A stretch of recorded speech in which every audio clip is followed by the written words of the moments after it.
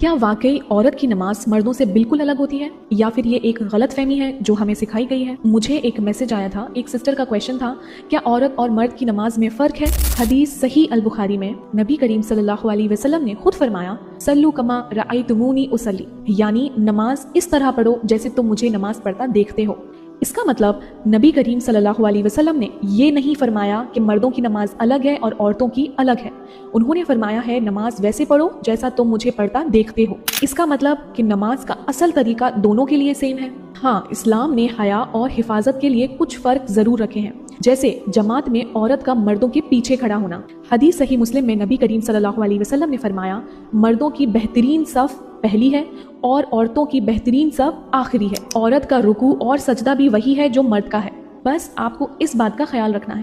عورت جب نماز ادا کرے اور اس کے قریب مرد موجود ہوں، یعنی جو گھر میں عورتیں نماز پڑھتی ہیں اور کبھی ہوتا ہے کہ ہمارے گھر میں مرد بھی موجود ہوتے ہیں، تو عورت کو اپنی قرات، دعا اور تسبیح دھیمی آواز میں پڑھنی چاہیے۔ بلند آواز میں پڑھنا اس کے لیے پسندیدہ نہیں ہے، کیونکہ اسلام نے عورت کے لیے نماز کا طریقہ الگ نہیں رکھا بلکہ اس کی حیا اور حفاظت کا خیال رکھا ہے۔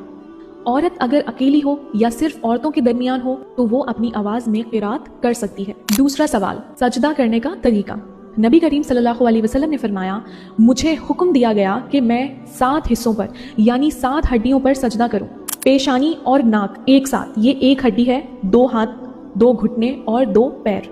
اس کا مطلب ہے کہ سجدہ اپنی مرضی کی پوزیشن نہیں ہے بلکہ اللہ کا دیا ہوا حکم ہے کہ سجدہ 7 اسپیسیفک باڈی پارٹس پر ہوگا، اور حدیث میں رسول اللہ صلی اللہ علیہ وسلم نے یہ بھی فرمایا، سجدے میں اپنے جسم کو بیلنس اور سیدھا رکھو، اوور اسٹریچ نہ کرو اور اپنی باہوں کو زمین میں اس طرح نہ بچھاؤ جیسے کتا بچھاتا ہے، یعنی سجدے میں باہیں زمین پر پھیلا دینا بالکل کتے کی طرح